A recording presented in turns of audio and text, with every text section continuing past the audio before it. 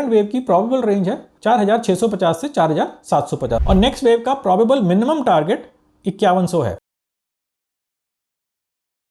नमस्ते दोस्तों, मैं प्रवीण मलिक अपने इस YouTube चैनल पर आपका स्वागत करता हूं। चलिए शनिवार शोध में गोल्ड का एनालिसिस कर लेते हैं और समझ लेते हैं कि गोल्ड की क्या चाल बन रही है, और साथ साथ ये भी समझ लेते हैं कि पिछले एपिसोड में जो हमने गोल्ड का एनालिसिस किया था वो कितना ठीक रहा या कितना गलत रहा।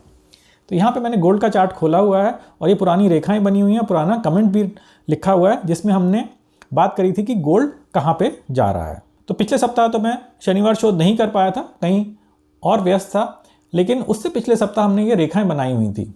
हमने एक ये रेखा बनाई थी ऑरेंज कलर की, जिसमें हमको लग रहा था ये एक वेव चल रही है, और उसके बाद एक बड़ी रेखा बनाई थी नीले रंग की, जिसमें हमको लग रहा था ये ऑरेंज वेव के बाहर की बड़ी वेव है। तो अब ये ऑरेंज वेव तो खत्म हो चुकी है, जब ये नीचे गिरावट हुई तो ऑरेंज वेव खत्म हो गई है और अब ये नीली वेव आगे चल रही है।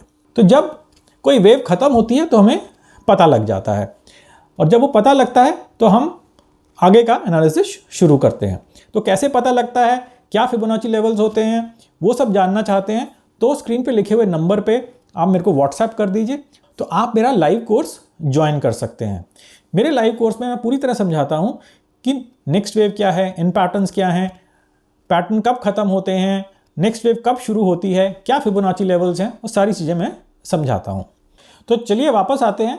तो हमने पिछले एपिसोड में बात करी थी कि करंट वेव का मिनिमम हो चुका है, करंट वेव का मैक्सिमम 4750 है और नेक्स्ट वेव का प्रोबेबल मिनिमम टारगेट 5100 है, 5100। तो यहाँ पे थोड़ा सा चेंज है। अब जब मैंने एनालिसिस किया, फिबोनाची लेवल्स दोबारा कैलकुलेट किए, क्योंकि यहाँ पे एक नीचे की तरफ एक करेक्शन आई थी, उसके बाद जब मैंने दोबारा एनालिसिस किया तो थोड़ा सा चेंज है। अब करंट सिनेरियो ये है कि करंट वेव की प्रोबेबल रेंज है 4650 से 4750। जो हमने पहले मैक्सिमम 4750 लिखी हुई थी वो इंटैक्ट है। तो पहले हमने लिखा था कि करंट वेव मिनिमम डन, तो ये ऑरेंज वेव खत्म हो गई है और करंट वेव मैक्सिमम 4750। तो 4750 ये अब ऑरेंज वेव नहीं है, अब ये ब्लू वेव है, क्योंकि अब ऑरेंज वेव तो खत्म हो चुकी है। तो अब क्या है, अब ये बड़ी वाली ब्लू वेव आगे एक्सटेंड कर रही है। अब हुआ क्या है, अब ब्लू वेव की रेंज है 4650 से 4750 और नेक्स्ट वेव की जो प्रोबेबिलिटी 5100 लिखी थी वो नेक्स्ट वेव की प्रोबेबिलिटी अभी 5100 ही है। तो ये पुराना वाला कमेंट हम हटा देते हैं। तो जो मैं 5100 की बात कर रहा हूं ये मिनिमम है, हो सकता है कि गोल्ड इसके ऊपर भी चला जाए। तो जब वो जाएगा तब देखेंगे, पहले एक बारी ब्लू वेव खत्म हो जाए, उसके बाद हम नेक्स्ट वेव का डीप में एनालिसिस करेंगे। तो मुझे बताइए कि आपको ये वीडियो कैसा लगा।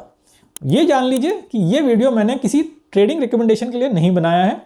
यहाँ पे सिर्फ मैं इन पैटर्न और नेक्स्ट वेव का एनालिसिस समझा रहा हूँ। अगर आपको ये एनालिसिस अच्छा लगा है तो इसको सीखिए और उसके बाद खुद एनालाइज करके ही कोई ट्रेड लीजिएगा।